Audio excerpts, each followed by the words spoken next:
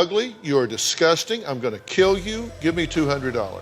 Hello everyone, it's Johnny once again reporting here live on the front lines of the gender war, and I can confidently say that it's definitely getting worse. Fuckboys, feminists, femcels, fanatical redpillers, and the famously spoiled girlies who watch Manifestel all seem to be doing the most damage to the opposite gender, but a special group, and I use that term very intentionally, of men have been immeasurably surreptitious in their infiltration of the battle between men and women. They pose as allies towards women, harmless white knights who would never hurt a fly, let alone a lovely lady, but are as deadly and as dangerous as they come. The man in question is the nice guy. But Johnny, how could you possibly have a problem with nice guys? Aren't they the solution to all this nonsense going on between men and women?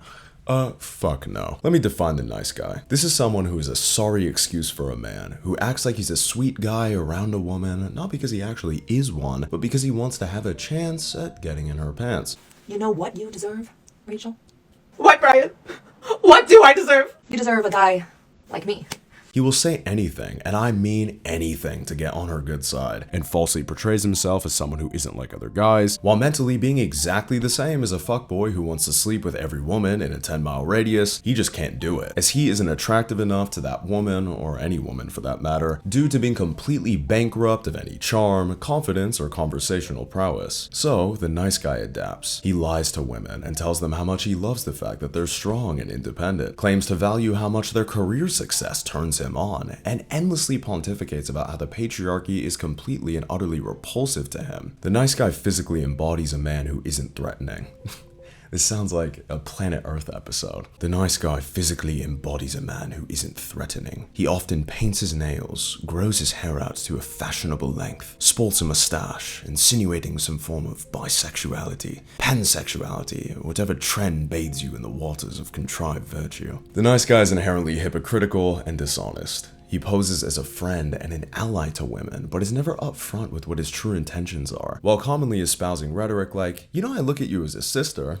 Men are trash, except me, of course. Female comedians are funny, not because they're funny, but because all women are funny. Oh, I just love a woman with a high body count. If she doesn't have over 300, she isn't even a real woman, because, freedom and liberation, and woman is good for free woman liberation Nobel Prize girl woman. This is interesting because you would think that this is what women want in a man based on many of the things that they're currently saying. I want a man who opens up, who's in touch with his emotions, who can integrate a little bit of femininity into his manhood. And I believe that these are actually fantastic requests from women, but only when a man is authentically doing so. Not when he's regurgitating feminist talking points he doesn't even believe, so he's a better chance at appeasing whatever woman nearby he's attracted to. In today's day and age, men everywhere have become serial pretenders, masquerading as virtuous symbols of purity who love and respect women, when in reality comprise a population of degenerate, low-life scumbags who are more hurtful to women, men, themselves, and society at large than any fuckboy could ever be. You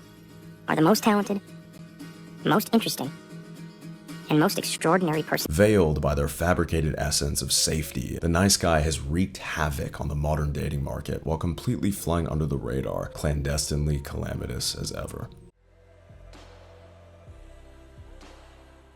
One of the most sinister elements of the nice guy is that he believes that he is deserving of a woman's undivided attention for simply treating her with basic human decency. Brother, women do not owe you shit for that. That is the bare minimum. I'm well aware that many women believe that they're currently experiencing the sassy man apocalypse, and that may be true concerning the men that they're attracted to and give the time of day to, but to me, we're living in the entitled men who don't deserve anything apocalypse. Men who haven't accomplished a thing, don't possess an ambitious, resilient, or charismatic bone in their body, who sit at home loser-maxing, playing video games, door dashing, and smoking weed all day, have convinced themselves that they deserve a 19-year-old supermodel stay-at-home wife who will take care of them. Will the fucking circus ever leave town? Goodness gracious. Anyway, as a man, you do not deserve a woman by mere virtue of you existing. As young men, we need to endure hardship and test ourselves so we can become stronger and better men for the people in our lives that we love and cherish. And that's where we derive our fulfillment and purpose from. Not being handed a baddie while we sit on our ass doing nothing. Because the funeral of masculine essence in every man commences when he is given what he does not deserve. But how did these young men become so entitled? world. You could point to the patriarchy or white male privilege, but unfortunately, I don't believe that this is the case.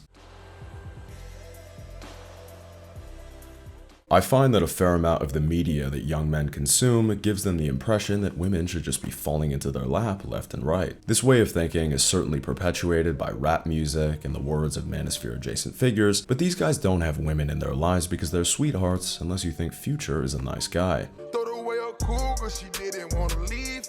Feel like garbage, my heart was on my sleeve. I know many of you are going to hate me for saying this, but I believe that one of the primary reasons for the entitlement in young men pertaining to women giving them love and attention and affection has been inexplicably reinforced by anime, specifically the isekai genre. Although I'm certainly no weebcel, some of my all-time favorite pieces of media happen to be anime, and I heard of a movie called Your Name, which supposedly is like the best of the best, so naturally I went in with high hopes. Less than 30 minutes in, I couldn't believe what I was watching. How the hell was this dude with zero personality or charm somehow attracting women? I'm new here. I just want to make a name for myself. But I'm too shy to do that. What's your name? I'm Taki. I'm so rude. But do you want to hear about my destiny? And then all of the girls in the story are like, Yes, Taki-san, it is me. I'm the one who will show you your destiny because that's what I do. I love you so much based on nothing. But he's Taki. I may be painting with a broad brush here, but in my experience, a vast majority of nice guys who feel as if they're deserving of women's love and affection just so happen to all be avid anime fans. And I completely get it. Many young men who watch anime are incredibly in touch with their feelings and are generally quite sentimental, and usually fit into a softer and more vulnerable archetype of man, which makes sense as to why they emotionally connect with these love stories. And I'll admit it, it is quite beautiful, I won't sugarcoat it. But these narratives are complete and utter fantasy. Correct me if I'm wrong here, but every isekai that I'm familiar with entails a narrative that goes along the lines of, I was once a loser, but now that I went to a new place, I'm actually a hero who saves the day, gets all the manic pixie dream girls, even though I haven't changed or grown at all from when I was a loser. In the live action world, movies like 500 Days of Summer and Scott Pilgrim vs. the World are stories that portray socially inept, marauding nice guys who are male manipulator types behind closed doors who always get the girl somehow that many men have resonated with, failing to realize that those movies are a critique of the disingenuous and inauthentic behavior of the nice guy. Unfortunately, these pieces of media have been staples within the nice guy zeitgeist, and for some peculiar reason, I guess because they're on a screen, the nice guy believes the stories to be true, and he expects nothing less than all women to be like Natalie Portman's character in Garden State. Are you really retarded? And feels like he's deserving of Ramona Flowers. And when he finds out that he isn't, his red pill journey begins, leading him into misogynist alleyways, homoerotic corridors, and hedonistic avenues that take him straight to nowhere fast. And believe me, I completely understand how difficult it is for young men to find a woman of legitimate quality in today's day and age. It's tough. However, the simp-esque behavior of so many young men, and nice guys in particular, has galvanized young women to become either girl boss man haters, view themselves as flawless goddesses, or in many cases, do both. Because the reality is, 99.9% of women will never be fans of men who are subservient towards them, and even the few women that are will never truly respect those men because those men don't have an iota of respect for themselves. Good morning, Starshine. The Earth says hello. As I've said before, if you look up at a woman you've unjustifiably pedestalized as a divine being of perfection, she will forever and always be looking down at you. Surprise, surprise. Also, you'll quickly learn that your idealized view of women is far from reality. Sorry ladies, I know that many of you are lovely, but contrary to popular belief, you're also human beings with issues too. And many men, arguably the majority of red pillers and black pillers, once viewed and treated women like sugar, spice, and everything nice, and were massive simps and nice guys to women. They then realized that their nice guy act wasn't attractive and rather pathetic to the women they were into, and either got rejected, friend-zoned, cheated on, and or all of the above, converted to the red pill, and subscribed to the all women are evil hypergamous superficial 304's mentality, failing eternally to see that the reason why the woman of their dreams didn't find them attractive wasn't actually the woman's fault, it was theirs. I know I've already mentioned this, but the most glaring problem with nice guys is that the reason why they're nice isn't because they're intrinsically good people, it's because they lack the strength, leadership, and competence a real man has, and use this contrived nicety to weasel their way into a woman's life. But of course, what happens when these nice guy tactics don't work as planned and the white knight is rejected? Surely the nice guy understands and walks away with a smile on his face because of his outstanding moral character and because all women are queens, right? I think you're fat. Yeah, It's just my opinion. I'm not bullying you. I'm just giving you a I think you're ugly. I think you're fat. I think you're stupid. Not so nice anymore, huh? And virtually all women have unfortunately dealt with this. I actually believe that these instances perfectly illustrate what it means to be nice. To be nice is to falsely project kindness. To be nice is to perform virtuous acts not out of the goodness of your heart, but out of the expectation of something in return. To be nice is done so out of weakness, and weakness is not a virtue if you are incapable of strength. And that, my dear isekai cells, is why kindness is the key. Kindness is based in selflessness and genuine love. And I find that the only way to truly express kindness towards women is for you to possess the strength to be an authentic person who has boundaries and exhibits some dignity and who won't just go against their ethos to get in a woman's pants. Kind people will never be nice for the sake of it, which is why their acts of kindness are infinitely more meaningful and carry far more weight than the niceties of people pleasers. True kindness is committing acts of service for the ones that we love without asking for anything in return. Kindness is having the willingness to protect and defend the vulnerable. Kindness is having the courage to be honest and upfront with women about your intentions, even if it means getting rejected. But guess what?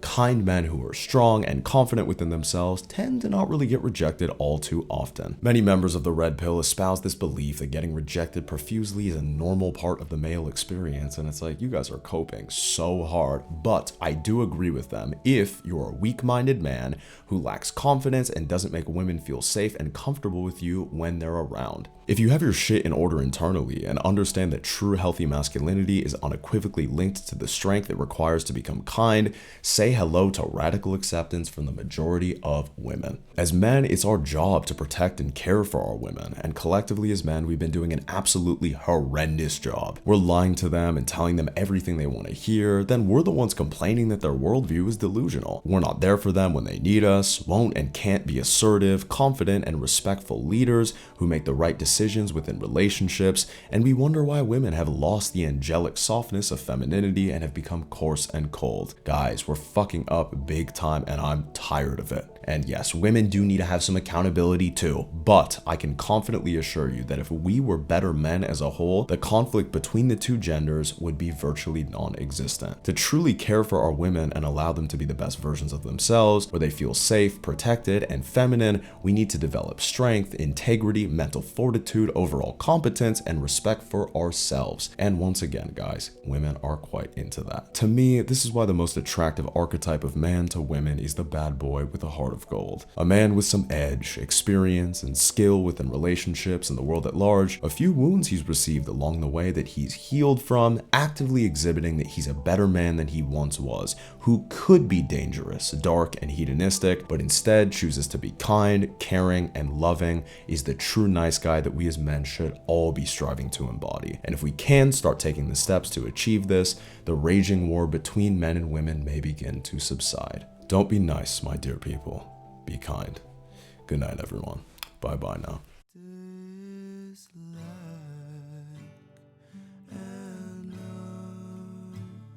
So